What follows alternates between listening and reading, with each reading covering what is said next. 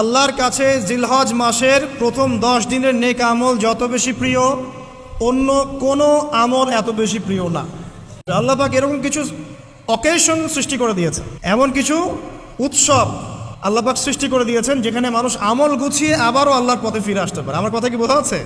ঠিক এরকমই একটা উৎসব হচ্ছে, একটা অকেশন হচ্ছে আমলের উৎসব, সেটা হলো এই জিলহজ মাসের প্রথম 10 দিন। এই জিলহজ মাসের প্রথম 10 দিন সম্পর্কে আল্লাহ পাক সূরা ফজরের মধ্যে শপথ করেছেন, ওয়াল ফাজরি, ফজরের কসম, ওয়া লায়ালিন আশর, এবং এই 10 রাতের কসম। এই 10 রাত বলতে এখানে জিলহজ মাসের এই 10 দিন এবং 10 রাতকে বোঝানো হয়। এর ফজিলত সম্পর্কে নবী সাল্লাল্লাহু আলাইহি ওয়াসাল্লাম একটা হাদিসে বলছেন, সহিহ বুখারীর হাদিস, আনাস রাদিয়াল্লাহু আনহু ইবনে আব্বাস রাদিয়াল্লাহু আনহুমা থেকে বর্ণিত, নবী করিম সাল্লাল্লাহু আলাইহি ওয়াসাল্লাম বলেছেন যে মা মিন আইয়ামিন আমালু সালিহু ফীহিন্না আহাব্বু ইলাল্লাহ মিন হাযিহিল আইয়ামিল আশরা। আল্লাহ পাকের কাছে এই 10 দিন অর্থাৎ জিলহজ মাসের প্রথম 10 দিনের নেক আমল যত বেশি প্রিয়, আল্লাহর কাছে জিলহজ মাসের প্রথম 10 দিনের নেক আমল যত বেশি প্রিয়, অন্য কোনো আমল এত বেশি প্রিয় না। অন্য কোনো আমল, এটা বুঝতে গিয়ে সাহাবায়ে কেরাম প্রশ্ন করছেন, ক্বালু, তারা বলছেন, ইয়া রাসূলুল্লাহ, হে আল্লাহর রাসূল, বলুন সাল্লাল্লাহু আলাইহি ওয়াসাল্লাম, ওয়ালাল জিহাদু ফি সাবিলিল্লাহ, আল্লাহর পথের জিহাদও কি নয়? আমরা তো জানি ইসলামের সর্বোচ্চ চূড়া হচ্ছে আল্লাহর পথের জিহাদ। তো নবী সাল্লাল্লাহু আলাইহি ওয়াসাল্লাম বলছেন, ওয়ালাল জিহাদু ফি সাবিলিল্লাহ, আল্লাহর পথের জিহাদও নয়, আল্লাহর পথের জিহাদও নয়, ইল্লা, তবে ওই ব্যক্তির কথা ভিন্ন, রাজুলুন খরাজা বিনাফসিহি ওয়া মালিহি ফালাম ইয়ারজি মিন যালিকা বিশাই, কোন একজন ব্যক্তি যে তার জান এবং তার মাল নিয়ে আল্লাহর পথে বেরিয়ে গেছে, তারপরে কোনো কিছু নিয়ে সে ফিরে আসতে পারে নাই, মানে সে শহীদ হয়ে গেছে, এই ব্যক্তির কথা ভিন্ন। কিন্তু অন্য যে কোনো দিনের আমলের চাইতে এই 10 দিনের নেক আমল আল্লাহর কাছে সবচেয়ে বেশি প্রিয়। তাহলে আমরা বুঝতে পারলাম, আমরা যে 10 দিনে এখন বসবাস করছি, জিলহজ মাসের আজকে কয় তারিখ? 1 তারিখ। এই যে আল্লাহ পাক নিয়ামতের সাথে আমাদেরকে বাঁচিয়ে রেখেছেন, এই 10 দিন আমল করার সুযোগ দিয়েছেন, এই কৃতজ্ঞতা স্বীকার করে আমরা কিন্তু শেষ করতে পারবো না। পারবো না। প্রশ্ন হচ্ছে যে এই 10টা দিন আমরা কিভাবে কাজে লাগাতে পারি। আমি সেদিকেই যাবো ইনশাল্লাহ। তার আগে এই দিনগুলো সম্পর্কে আর কয়েকটা ফজিলতের হাদিস শুনিয়ে দিচ্ছে। তিরমিজি, ইবনে মাজাহ, মিশকাতের 128 পৃষ্ঠা একটা হাদিস এসেছে, আবু হুরায়রা রাদিয়াল্লাহু আনহু থেকে বর্ণিত, নবী করিম সাল্লাল্লাহু আলাইহি ওয়াসাল্লাম বলেছেন যে দিনসমূহের মধ্যে এমন কোনো দিন নাই, আল্লাহর দিনগুলোর মধ্যে এমন কোনো দিন নাই যেদিন ইবাদত করা আল্লাহর কাছে জিলহজের 10 দিনের ইবাদতের চেয়ে বেশি প্রিয়। কথা বুঝতে পারছেন? এরপরে নবী সাল্লাল্লাহু আলাইহি ওয়াসাল্লাম বলছেন, ইয়াদুলু সিয়ামু কুল্লি সিয়ামিন মিনহা বিসিয়ামি সানাতিন, এই 10 দিনের একটা সিয়াম বা একটা রোজা 1 বছর রোজা রাখার সমান। এই 10 দিনের একটা রোজা 1 বছর রোজা রাখার সমান। ওয়া কিয়ামু কুল্লি লাইলাতিন ফিহা বিকিয়ামি লাইলাতুল কদর, এবং এই 10 রাতের এক রাতের কিয়াম লাইলাতুল কদরের কিয়ামের সমান। আর আমরা জানি লাইলাতুল কদর সম্পর্কে আল্লাহ পাক কি বলেছেন, লাইলাতুল কদরি খায়রুম মিন আলফি শাহর, 1000 মাসের ইবাদতের চেয়ে উত্তম। তাহলে আমরা বুঝতে পারছি যে এই 10 দিন 10 রাত কি আমল করতে হবে, এই হাদিসটা বলে দিচ্ছে, সিয়াম এবং কিয়াম। 10টা সিয়াম না পড়েন, অ্যাটলিস্ট 3টা সিয়াম পড়া যাবে ইনশাআল্লাহ। পড়া যাবে না? একটা সোমবার পাবো সামনে আমরা, ওটা রাখা যাবে ইনশাআল্লাহ। একটা বৃহস্পতিবার পাবেন, সেটাও রাখা যাবে ইনশাআল্লাহ। আর আরাফার সিয়াম পাবেন ইনশাআল্লাহ। আরাফার সিয়াম রাখলে আগের 1 বছর, পরের 1 বছর, 2 বছরের গুনাহ মাফ হয়ে যাবে ইনশাআল্লাহ আযজা ওয়া জাল। আর কিয়াম সম্পর্কে আমি সামনে বলছি ইনশাআল্লাহ তাআলা। এরপরে বাইহাকির একটা বর্ণনা আছে যে জিলহজ মাসের প্রথম দশকের রাতে, জিলহজ মাসের প্রথম দশকের রাতের প্রত্যেকটা নেক আমলকে 10 দিয়ে গুণ করা হয়, 10 গুণ বৃদ্ধি করা হয়। সুবহানাল্লাহ। আরও আছে বাইহাকি এবং ইসবাহানির বিশুদ্ধ সনদে হযরত আনাস বিন মালিক রাদিয়াল্লাহু আনহু থেকে বর্ণিত আছে, জিলহজ মাসের প্রথম দশকের প্রতিদিন 1000 দিনের সমান, মানে প্রতিদিনের আমল 1000 দিন আমলের সমান, এবং আরাফার দিনের মর্যাদা 10,000 দিনের সমান। আর আরাফার দিন যে ব্যক্তি ইবাদত করবে ইনশাআল্লাহ তাআলা সে 10,000 দিন ইবাদতের নেকি পাবে ইনশাআল্লাহ আযজা ওয়া জাল। তো প্রথম কি করতে হবে সেটা এই হাদিস থেকে বোঝা যাচ্ছে। হাদিসটা কি? উম্মে সালামা রাদিয়াল্লাহু আনহা থেকে বর্ণিত, নবী সাল্লাল্লাহু আলাইহি ওয়াসাল্লাম বলছেন যে জিলহজ মাসের চাঁদ যে ব্যক্তি দেখবে সে যেন তার নখ এবং তার চুল এগুলো যেন আর না কাটে। চাঁদ দেখে ফেলেছেন, কোরবানি করা পর্যন্ত এখন চুল আর নখ যেন সে না কাটে। যদি না কাটেন তাহলে কি হবে? আপনি একটা পূর্ণাঙ্গ কোরবানির নেকি পাবেন ইনশাআল্লাহ। আর একটা কোরবানির নেকি কি জানেন? কোরবানির পশুর গায়ে যতগুলো লোমকূপ আছে ততগুলো নেকি আপনার আমল নামায় যুক্ত হবে ইনশাআল্লাহ আযজা ওয়া জাল। এগুলো হাদিস। এখন আমরা প্র্যাকটিক্যাল কিছু কথায় আসি যে কিভাবে আমরা এই 10টা দিনকে কাজে লাগাতে পারি। আমি সবার আগে দোয়া করছি আল্লাহ পাক যেন আমাকে সবার আগে এর উপর আমল করা তৌফিক দান করেন, আমার পরিবারকে তৌফিক দান করেন এবং অতঃপর আপনাদের সবাইকে যেন আল্লাহ পাক এই তৌফিক দান করেন, আমিন। 1 নাম্বার,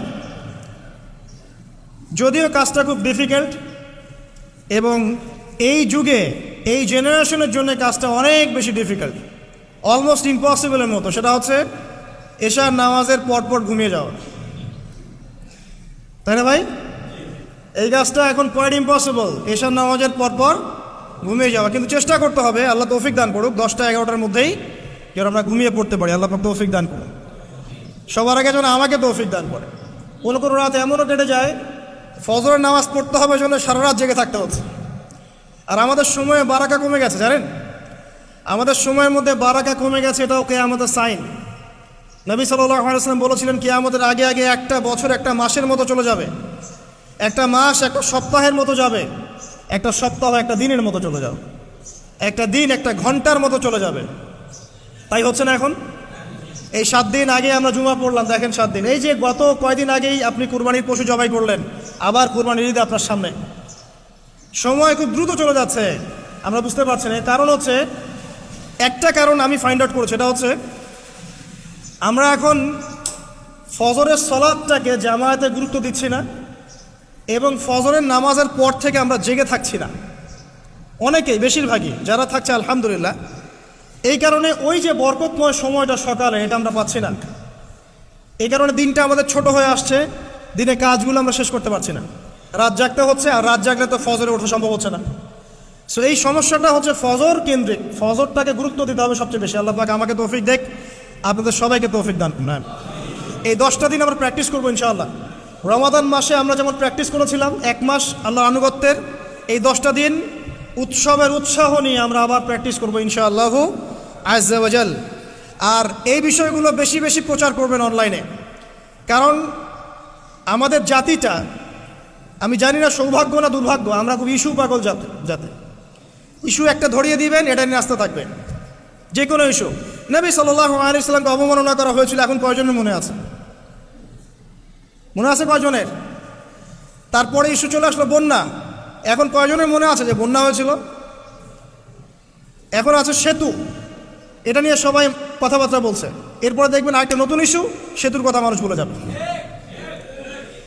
আমরা কেন জানি সাইকোলজিক্যালি এমন হয়ে গেছে যে ইস্যু একটা ধরিয়ে দিলেই 5 দিন 7 দিন 10 দিন কথা বলতে থাকি, আবার ইস্যুও শেষ, কথা বলাও শেষ, মানুষ ভুলে যায়।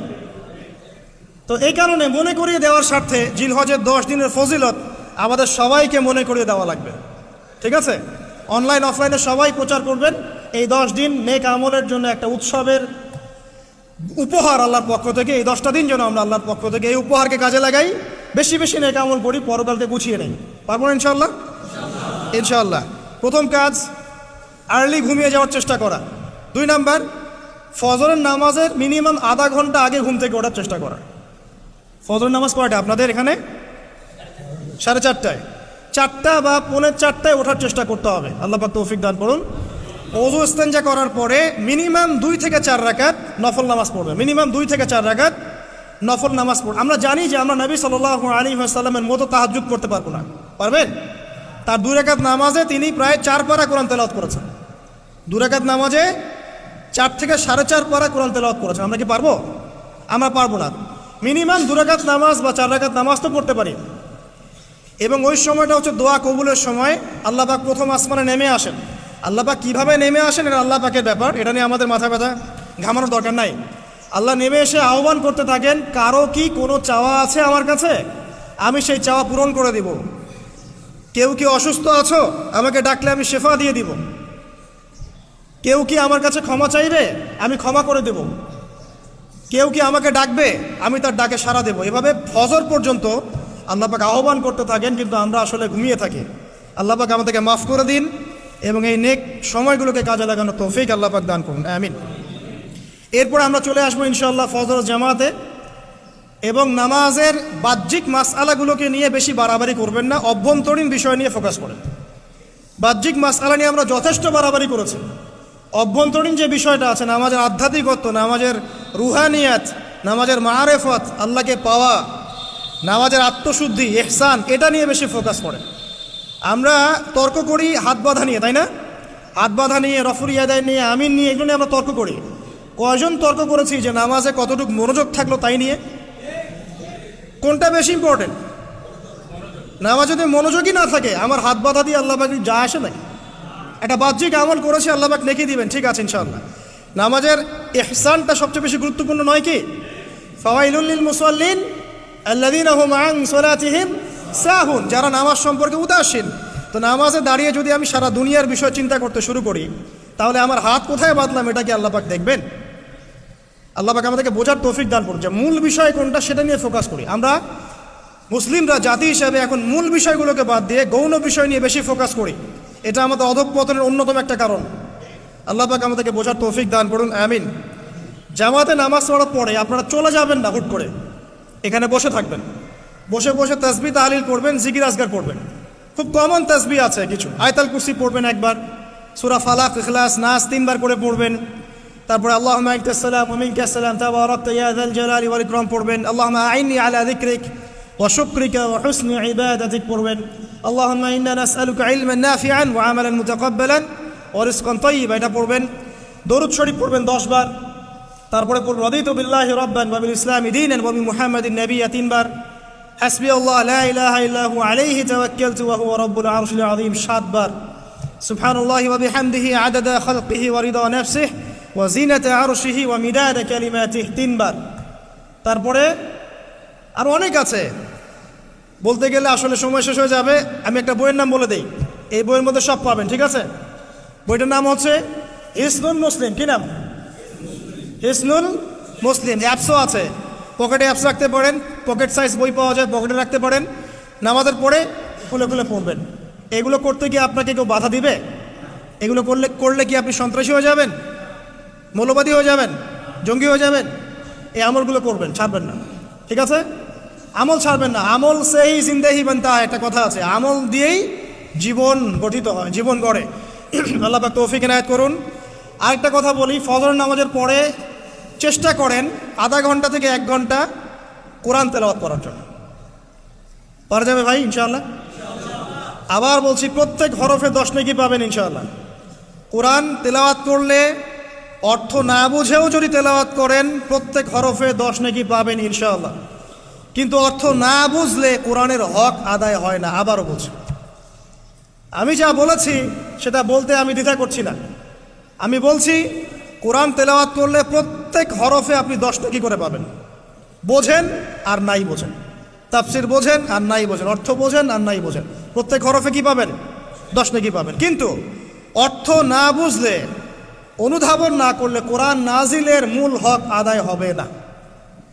কোরআন নাজিল হয়েছে তাদাব্বুরের জন্য, গবেষণার জন্য, কোরআন কেন্দ্রিক জীবন করার জন্য। যদি অর্থ না বোঝেন কেমন করে জীবন করবেন?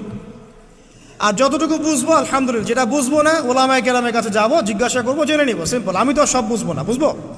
আমি তো সব বুঝতে পারবো না, যেটা বুঝবো না আলেমদের কাছে জিজ্ঞাসা করে নেব। কোরআন তেলাওয়াত করুন। এরপরে চলে আসেন, যদি পসিবল হয় ফজরের পর জিকির আজকার করার পর তিলাওয়াত করলেন, এরপর চলে গেলেন, যাওয়ার আগে, মসজিদ থেকে যাওয়ার আগে আপনি অন্তত 2টা রাকাত এই ইশরাকের নামাজ পড়ুন। কিসের নামাজ? ইশরাক। নবীজি বলেছেন, কেউ যদি ফজরের নামাজ জামাতে পড়ে, তারপরে সালাম ফিরানোর পর ওই জায়গাতেই বসে থাকে, এবং জিকির আজগার করতে থাকে, সুবহানাল্লাহ 100 বার পড়লো, আস্তাগফিরুল্লাহ 100 বার পড়লো, ঠিক আছে, লা ইলাহা ইল্লাল্লাহ ওয়াহদাহু লা শারীকা লাহু লাহুল মুলক ওয়া লাহুল হামদ ওয়া হুয়া আলা কুল্লি শাইইন কাদির, এগুলো পড়লো। তারপরে ধরেন দরুদ শরীফ পড়লো ইত্যাদি। জিকির আজগার শেষ করে সূর্য উঠে যাওয়ার পরে সে যদি 2 রাকাত নামাজ পড়ে, মাত্র 2 রাকাত, সে ফিরে যাবে একটা কবুল হজ, একটা কবুল ওমরার নেকি নিয়ে ফিরবে ইনশাআল্লাহ। আরেকটা নামাজ আছে, যদি পসিবল হয় পড়তে পারেন, 8টা থেকে 10টার মধ্যে পড়ে ফেললে ভালো, এরপরে সূর্য উঠে যায়, সূর্য গরম হয়ে যায়। সেটা হলো আপনার এই চাষ্টের নামাজ, যেটাকে আমরা বলি সলাতুদ দুহা, চাষ্টের নামাজ। আমরা অনেকে রিজিকের সমস্যায় ভুগি না, দারিদ্রতা, রিজিকের সমস্যা, আমাদের অভাব, এই সমস্যা আছে না? চাষ্টের নামাজ যে ব্যক্তি নিয়মিত পড়বে তাকে 2টা ফজিলত দেওয়া হয়। কয়টা ফজিলত? চাষ্টের নামাজ যে ব্যক্তি নিয়মিত পড়ে তার 2টা স্পেশাল ফজিলত। এক, তাকে দ্বীনের জ্ঞান দেওয়া হবে, ইলম মুখস্থ ক্ষমতা দেওয়া হবে, আপনি হিফজ ক্ষমতা বেড়ে যাবে, কোরআন সুন্নাহ মুখস্থ রাখতে পারবেন ভালো ইনশাআল্লাহ, আল্লাহর পক্ষ থেকে বুঝ দেওয়া হবে। আরেকটা হচ্ছে আপনার দারিদ্রতা আল্লাহ পাক দূর করে দেবে। এগুলো পরীক্ষিত আমল ভাই, এগুলো কোনো গাল গল্প বলছি না, এগুলো পরীক্ষিত। আরেকটা আছে, সূরা ওয়াকিয়া রাতে তেলাওয়াত করেন, সূরা ইযা ওয়াকাআতিল ওয়াকিয়া লাইসা লিওয়াকাআতিহা কাযিবা, এই সূরাটা আপনি তেলাওয়াত করেন, দেখবেন দারিদ্রতা চলে যাবে ইনশাআল্লাহ আযজা ওয়া জাল, চলে যাবে ইনশাআল্লাহ। এবার আসুন কোরআন তেলাওয়াত নিয়ে 2টা কথা বলে দেই। কিছু কিছু সূরার কিছু কিছু অংশ মুখস্থ করে ফেলার চেষ্টা করেন। প্রত্যেক দিন এই অংশটুকু আপনি নিজে তেলাওয়াত করবেন। ফর এক্সাম্পল, সূরা বাকারার প্রথম 5টা আয়াত, তারপরে আয়াতুল কুরসি 255 নম্বর আয়াত, সূরা বাকারার শেষের 3টা আয়াত, সূরাতুল আলী ইমরান শেষের 10 আয়াত, সূরা কাহফ প্রথম 10 শেষের 10, সূরা মুমিনুন শেষের 5-7টা আয়াত, সূরা তাওবার শেষ পৃষ্ঠা, সূরা আহজাবের শেষ পৃষ্ঠা, সূরা ফালাক, সূরা নাস, সূরা ইখলাস, সূরা কাফিরুন, সূরা জিন এর প্রথম 10টা-20টা আয়াত, এছাড়া আরও সূরা হাশর শেষের 5-7টা আয়াত। এগুলো মুখস্থ করে ফেলেন, প্রতিদিন এগুলো আপনি চর্চা করবেন, পারবেন ইনশাআল্লাহ। প্রত্যেক দিন যদি কোরআন তেলাওয়াত করেন একটা নেকি আছে, একটা ফজিলত স্পেশাল, সেটা হলো কোরআন কিয়ামতের মাঠে আপনার পক্ষে সুপারিশ করবে। আর কোরআন যার পক্ষে সুপারিশ করবে ইনশাআল্লাহ তাআলা সে জান্নাতে চলে যাবেই ইনশাআল্লাহ। আর কোরআন যার বিপক্ষে সুপারিশ করবে তার কি জান্নাতে যাওয়ার কোনো সুযোগ আছে ভাই? আল্লাহ বোঝার তৌফিক দেখ, আমিন।